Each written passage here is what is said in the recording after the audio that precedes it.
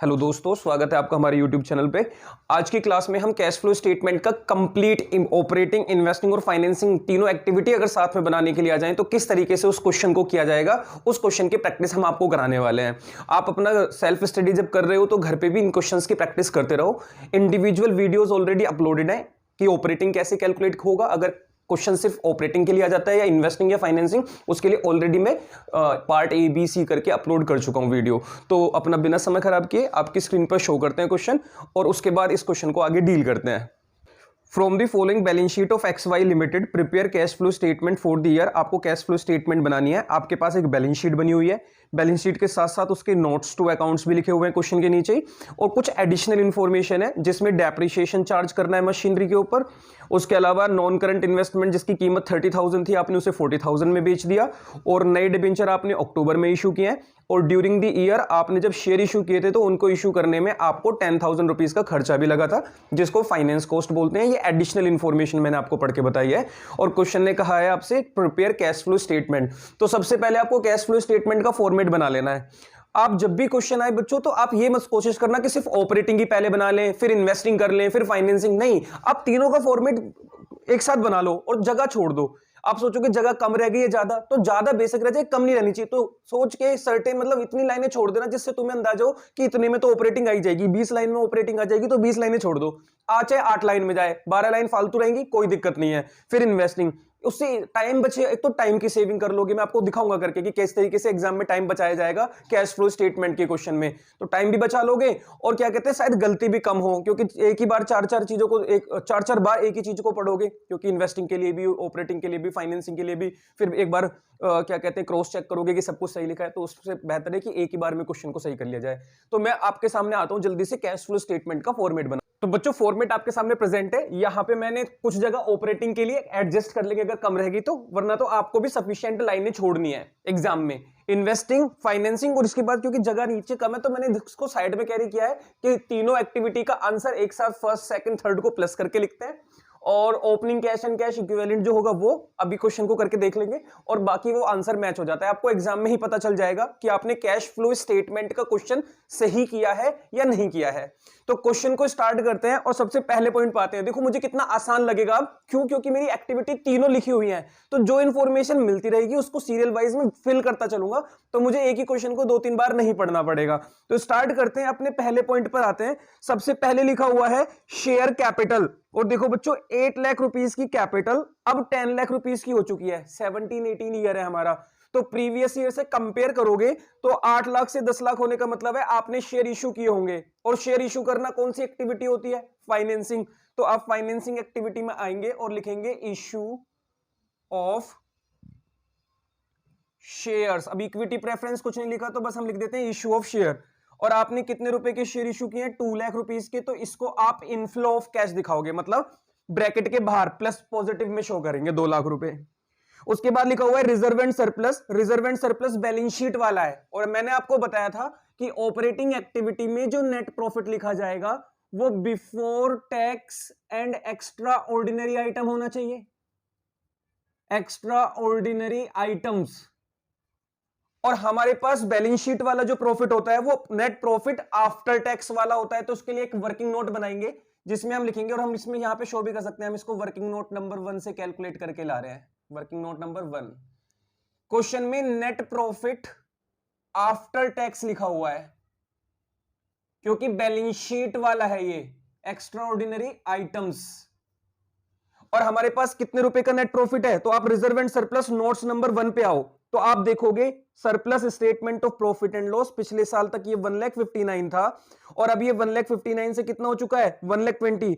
तो बच्चों आप इस चीज को ऐसे समझो कि आपको पिछले साल के मुकाबले इस साल आपका प्रॉफिट कम हो गया, मतलब आपको 39,000 रुपीज का लॉस हो गया होगा। तो आप इसे ब्रैकेट में शो करेंगे। बेशक हमने यहाँ पे नेट प्रॉफिट लिखा हुआ है, लेकिन अगर हम इसे ब्रैकेट में शो कर रहे हैं तो अपने आप ही समझ जाएंगे एग्जामिनर कि आप लॉस शो करना चाहते हो। अब हमने इसमें 4 चीजें ऐड करनी सिखाई थी: propose dividend, provision for tax, transfer to general reserve और इंटरिम डिविडेंड। और इस क्वेश्चन में अगर आप देख पा रहे हैं अपने वर्किंग नोट्स टू अकाउंट्स में, तो प्रॉफिट एंड लॉस के ऊपर ही जनरल रिजर्व लिखा हुआ है 4 लाख से 5,20,000, मतलब जनरल रिजर्व बढ़ रहा है, मतलब आपने जनरल रिजर्व में ट्रांसफर किया होगा। तो आप लिखेंगे add transfer to general reserve. आपने जनरल रिजर्व में कितने रुपए ट्रांसफर कर दिए? 4 लाख से 5 लाख 20 बोले तो 1,20,000। तो आप यहां पे 1,20,000 रुपीज प्लस कर लो। ऐसा करने से बच्चों जो आपका आंसर कैलकुलेट होकर आएगा वो आएगा प्लस 81,000। आप इसको लिखेंगे ये है net profit before tax and extra ordinary item. आपके दिमाग में कहीं ना कहीं ये क्वेश्चन आ रहा होगा कि इसमें आपने इनकम टैक्स या फिर डिविडेंड ये तो कुछ लिखा ही नहीं, क्योंकि बच्चों जब हमने शुरुआत में ही क्वेश्चन को रीड किया था, एडिशनल इंफॉर्मेशन पढ़ी थी, तो कहीं यहां पे प्रोविजन फॉर टैक्स या फिर प्रपोज डिविडेंड, इंटरिम डिविडेंड नहीं लिखा था। तो इसलिए जब कुछ है ही नहीं तो अब यही एक इंफॉर्मेशन थी, इसको ऐड करके ये बिफोर बन गया और इस 81,000 को हम यहां लिख लेंगे। इसके बाद आप इसमें ऐड और लेस एक साथ हम आपको एक पॉइंट बना के दिखाते हैं। ऐड करोगे पहले एक्सपेंस, तो मैं यहां लिखूंगा non cash and non operating expenses slash incomes, उनकी एडजस्टमेंट होनी है। एक्सपेंसेस को प्लस किया जाएगा, इनकम को माइनस किया जाएगा, वो नॉन कैश नॉन ऑपरेटिंग होने चाहिए। हमने आपसे बात की थी डेप्रिसिएशन, ऑपरेटिंग में स्पेशल सिखाया था, उसी को ऐड करेंगे हम। तो अगर आता रहेगा तो ऐड लेस करते चले जाएंगे, ठीक है जी। चलिए आगे बढ़ते हैं। उसके बाद हमारे पास इंफॉर्मेशन की हमें क्या लिखा हुआ है? Non current liability, long term borrowing, और लॉन्ग टर्म बोरोइंग के आगे लिखा है नोट्स नंबर 2। तो नोट नंबर 2 पे आओगे बच्चों तो दिखा है 8% डिबेंचर, और 1 लाख रुपीस के डिबेंचर 1,50,000 हो गए। तो इसका मतलब आपने इश्यू ऑफ डिबेंचर्स भी किया होगा, इश्यू ऑफ डिबेंचर्स। और आपने कितने रुपए के डिबेंचर इशू कर दिए? 50,000। तो ये भी कैश का इनफ्लो हुआ आपके पास, क्योंकि आपके डिबेंचर की अमाउंट इंक्रीज हो रही है। फिर इसी 8% डिबेंचर में जो 8% है ये इंटरेस्ट का अमाउंट है। और अगर आप क्वेश्चन के एडिशनल इंफॉर्मेशन नंबर 3 पे आओगे तो आपको लिखा हुआ है न्यू डिबेंचर इशू हुए थे अक्टूबर 17, मतलब आधे साल तक पुराने डिबेंचर थे, और जैसे ही आधा साल पूरा हुआ था तो कंपनी ने 50,000 और डिबेंचर इशू कर दिए थे। तो बच्चों ये एक इंटरेस्ट की कैलकुलेशन की वजह से पॉइंट लिखा हुआ है। आप चेक करो आपके पास पिछले साल तक कितने रुपए के डिबेंचर थे, तो आप पाओगे 1 लाख रुपीस के। 1 लाख रुपए के डिबेंचर 6 महीने थे, और उसके बाद डिबेंचर 1,50,000 रुपए के हो गए। तो ये जो 8% इंटरेस्ट है वो कैसे कैसे कैलकुलेट किया जाएगा? पहले 1 लाख का 8% 6 मंथ का, और फिर 1,50,000 का 8% 6 मंथ का। आपको इस तरीके से इसकी कैलकुलेशन करनी पड़ेगी। अगर हम इसकी कैलकुलेशन करके देख लें तो 6 2 12, 2 4 8, 2 0 से 2 0 कैंसिल, ही हो गया 4,000। 6 2 12, 2 4 8, 2 0 से 2 0, 15 4 60, और टोटल करोगे तो 10,000। तो इसका मतलब इंटरेस्ट आपने कितना पे किया डिबेंचर के ऊपर? 10,000 रुपए। अब आप बताओ इंटरेस्ट पेड करना क्या फाइनेंसिंग एक्टिविटी होती है? तो आप लिखेंगे इंटरेस्ट पेड ऑन डिबेंचर्स। और कितने रुपए का इंटरेस्ट आप पे कर रहे हैं? 10,000 रुपीज ब्रैकेट में। और याद करो क्या ये 10,000 रुपए प्रॉफिट में भी होगा? तो non cash non operating expense बोले तो ऐड, तो ऐड में आप लिखेंगे इंटरेस्ट ऑन डिबेंचर्स। आपने जो इंटरेस्ट पे किया होगा डिबेंचर्स के ऊपर वो 10,000 भी आप प्लस वाली फिगर में लिखेंगे। इसके बाद अगले पॉइंट पर आते हैं। फिर हम यहां पे एड लेस कर लेते हैं। Increase in current liability, decrease in current asset को थोड़ी सी लाइनें छोड़ के बच्चों हम बीच वाले पॉइंट में लिख देंगे। आओ जरा देखते हैं। अब हमारे पास क्या लिखा हुआ है? Trade payable. ये करंट लायबिलिटी है। करंट लायबिलिटी बढ़ती है तो हम भी बढ़ाते हैं, मतलब प्लस करते हैं, इनफ्लो मानते हैं, और घटती है तो हम भी घटाते हैं। तो देखो 40 से 60 हो गया, तो increase in trade payable, increase in trade payables. आपके इंक्रीज हुए ट्रेड पेबल तो हमारे पास कैश का इनफ्लो हुआ होगा, तो आप 20,000 रुपीज प्लस कर देंगे। ये बच्चों वर्किंग कैपिटल चेंज से पहले की इंफॉर्मेशन थी यहां तक। अब आप जब working capital change, operating profit before working capital change आ जाएगा तो वहां पे आप increase in trade payable plus कर रहे हैं। आप चाहो तो हेडिंग डाल सकते हो, add increase in current liability decrease in current asset, add होता है, और less decrease in current liability increase in current asset, आप ऐसे भी लिख सकते हो। या फिर आप हेडिंग ना डाल के, आप सोचते हो कि हेडिंग याद करना मुश्किल है, तो कोई दिक्कत नहीं है, बस ये याद रखो लायबिलिटी करंट लायबिलिटी बढ़ रही है तो ऑपरेटिंग में प्लस की जाती है, हमने प्लस कर दी। इसके बाद अगर आप आगे बढ़ोगे तो लिखा हुआ है नॉन करंट एसेट्स, और नॉन करंट एसेट में आपके पास लिखा हुआ है टेंजिबल एसेट, और टेंजिबल एसेट में भी आपके पास लिखा हुआ है 5,10,000 रुपीज की एसेट 7,50,000 की हो गई है। साथ में एक फर्स्ट पॉइंट में लिखा हुआ था डेप्रिसिएशन भी जबकि लगा था। आपको पता है ना, डेप्रिसिएशन तो टेंजिबल एसेट्स पे ही लगता है, इंटेंजिबल एसेट तो एमोर्टाइज होती हैं। तो एक काम करते हैं, सबसे पहले तो डेप्रिसिएशन की जो इंफॉर्मेशन है वो हमारा नॉन कैश आइटम है, तो आप यहां पे लिख लो डेप्रिसिएशन ऑन मशीनरी। मशीन पे डेप्रिसिएशन कितना लग गया, 30,000 रुपीज। तो हमने एक तो ये लिख दिया 30,000 rupees. Okay done, very good. उसके अलावा अब एक चीज और जल्दी से चेक करो, आपकी एसेट, अगर आप वर्किंग नोट यहां देख पाओ, आपकी एसेट पिछले साल तक कितने रुपए की थी, 5,10,000। बच्चों जरूरी नहीं है आप अकाउंट ही बनाओगे, ये ओपनिंग वैल्यू थी। आप बिना अकाउंट बनाई भी तो कैलकुलेशन कर सकते हो ना कि कितने रुपए की एसेट खरीदी या बेची। आप चेक करो, पिछले साल आपकी 5,10,000 की एसेट थी, और अगर 30,000 रुपीज का डेप्रिसिएशन लग जाता तो क्या आपकी मशीन की वैल्यू 4,80,000 टेंजिबल बोले तो मशीन 4,80,000 की बचनी चाहिए थी। लेकिन साल का लास्ट आते आते ये 4,80,000 की जगह कितने रुपए की हो चुकी है, 7,50,000 की हो गई। क्लोजिंग वैल्यू लिखी हुई है 7,50,000। तो बच्चों अगर आप 7,50,000 में से 480 माइनस करोगे तो आप पता कर पाओगे कि आपने कितने रुपए की मशीन या टेंजिबल एसेट खरीदी थी। तो 7,50,000 में से हम जल्दी से माइनस कर देते हैं 4,80,000, तो यह आ जाएगा 2,70,000। आपने इसका मतलब 2,70,000 रुपए की क्या परचेज कर ली होगी, मशीन परचेज कर ली होगी। तो आप लिखेंगे परचेज ऑफ इन्वेंट्री, इन्वेस्टिंग में purchase of fixed tangible asset जो कि मशीन है, और आपने इसको कितने में खरीद लिया, 2,70,000 रुपए। तो परचेज किया है, तो आप इसे ब्रैकेट में शो करेंगे। आगे बढ़ते हैं।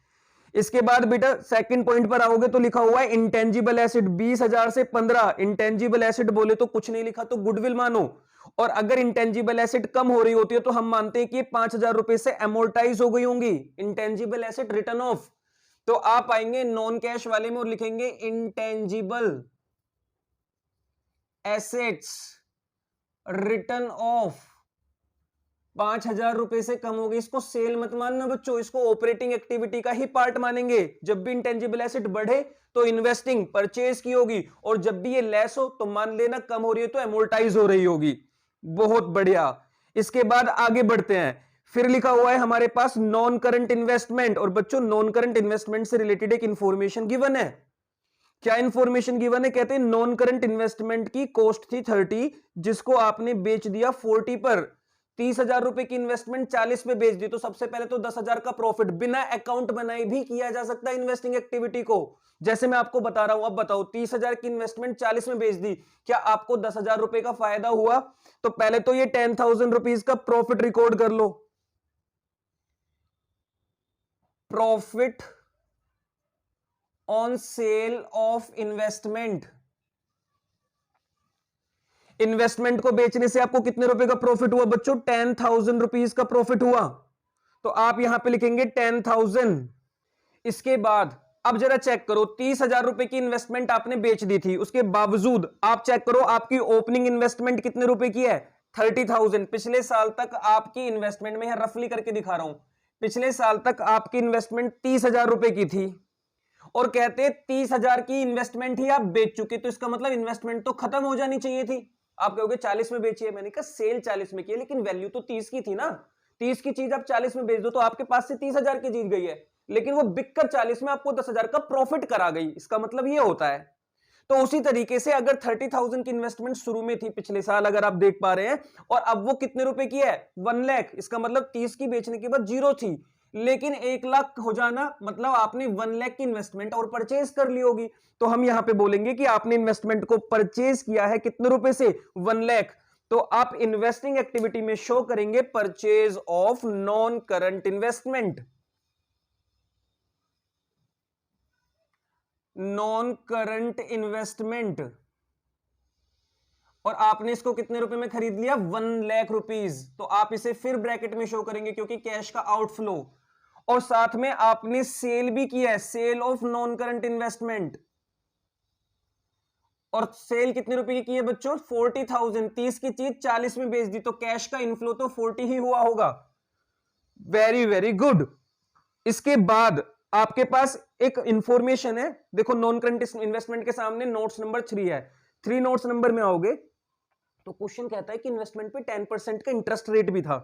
अब अगर आप चेक करो तो ये नहीं पता कि ये परचेज साल के बीच में किया है, लास्ट में, कब, तो हम मानते हैं एंड में किया होगा, मतलब शुरू में 30 की थी और एंड तक 30,000 की इन्वेस्टमेंट को कैरी किया होगा, फिर सेल भी किया होगा, परचेज भी। तो 10% कौन सी वैल्यू पर लगेगा? ओपनिंग, बोले तो 30, कुछ ना बोलो तो ओपनिंग पे लगता है हमेशा।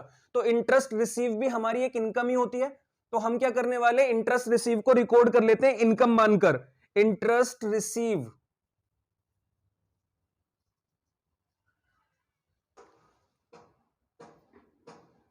और साथ में इंटरेस्ट रिसीव होना, बोले तो इन्वेस्टिंग एक्टिविटी में इनफ्लो होना, तो इन्वेस्टिंग एक्टिविटी में आके आप लिखेंगे इंटरेस्ट रिसीव्ड, और इनफ्लो हुआ कैश का कितने रुपए? 3,000 रुपीज।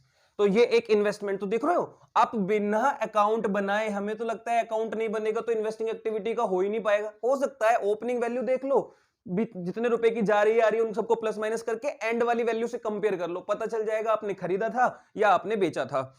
इसके बाद अब जब हम आगे बढ़ते हैं नॉन करंट से, तो इन्वेंट्री आपको लिखा दिखता है, हम कहते हैं अच्छा जी इन्वेंट्री, ओके, इन्वेंट्री में क्या लिखा हुआ है आपका, पिछले बार 4,20,000 थी, अब ये 6,30,000 हो गई, तो इन्वेंट्री अगर बढ़ रही है तो इसका मतलब हम खरीद रहे होंगे, कैश का आउटफ्लो हो रहा होगा, तो आप लिखेंगे increase in inventory.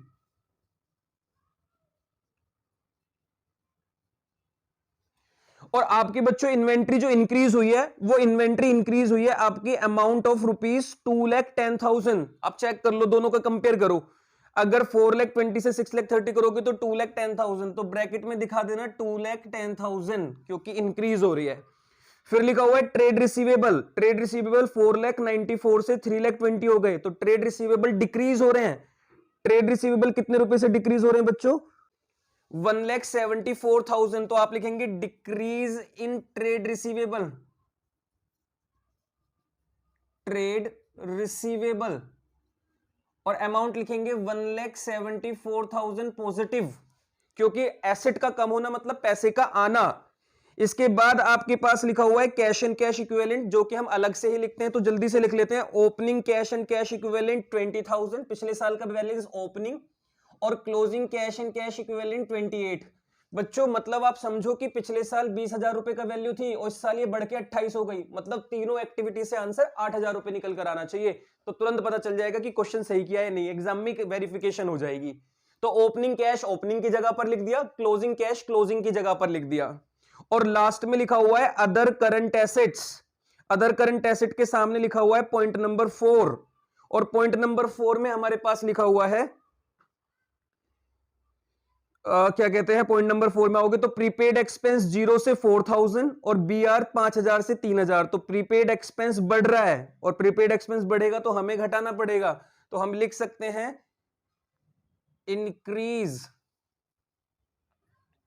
In prepaid expense, और वो वैल्यू कितनी लिखी हुई है इंक्रीज जो है प्रीपेड एक्सपेंस, ये है 4,000 रुपए, 4,000 रुपीज, तो हम इसको ब्रैकेट में शो कर लेंगे बच्चों। और लिखा हुआ है आपके पास 5,000 से 3,000 बिल रिसीवेबल घट रहे हैं, तो डिक्रीज इन बिल रिसीवेबल,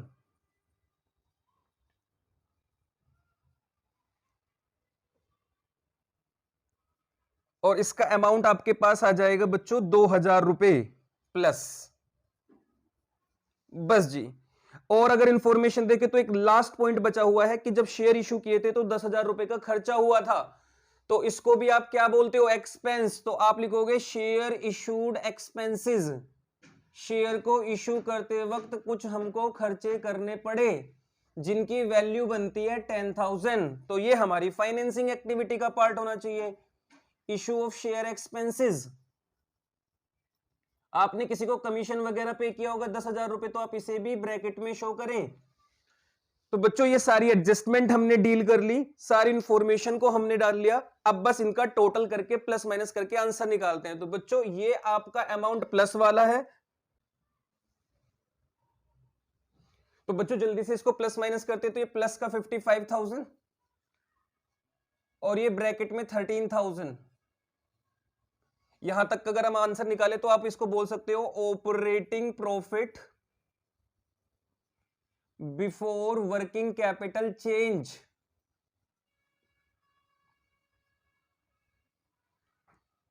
हाँ जी, तो 81,000 में 55 ऐड कर लेते हैं, 13 माइनस कर देते हैं, तो ये आ जाएगा आपका 1,23,000। अब इन सबको भी प्लस माइनस करके अपना एक नेट आंसर निकाल लेते हैं, जिसको आप बोलोगे net cash flow from operating activity, और अमाउंट आ जाएगा 1,05,000 प्लस में। फिर हम इन्वेस्टिंग एक्टिविटी का आंसर निकालेंगे, तो इस बार ये ब्रैकेट में ज्यादा अमाउंट, तो हम लिखेंगे net cash used from investing activity 3,70,000 में से माइनस कर दो 40 और 30, तो यह आ जाएगा 3,27,000 माइनस, तो हम कहेंगे कि ये यूज हुआ है। और आखिरी है फाइनेंसिंग, तो फाइनेंसिंग में 2,50,000 आए और 20,000 गए, तो हम कह सकते हैं 2,30,000 का कैश इनफ्लो। तो net cash flow from financing activity. बच्चों प्लस वाला 1,5 और 2,30, अगर इन दोनों को प्लस करके देखें तो 230 और 135 मिला हो जाता है 3,35,000, तो प्लस की फिगर है, और 3,27,000 माइनस की फिगर है। अगर प्लस में से माइनस घटाओगे तो 8,000 रुपए अभी भी प्लस में बच रहा है, तो हम कहेंगे यहां पे 8 लिख लो, नेट इंक्रीज, क्योंकि नेट फायदा ही हुआ है, पैसा ज्यादा आया है, तो net increase from all activity 820 add करोगे तो अपने आप देखो क्लोजिंग कैश के बराबर आपका आंसर बन जाएगा। तो बस बच्चों इतना ही काम करना था आपको इस टॉपिक के अंदर। जब पूरी कैश फ्लो स्टेटमेंट आएगी तो इस तरीके से आप अगर लाइनें छोड़ लोगे तो क्वेश्चन को जल्दी से कर पाओगे।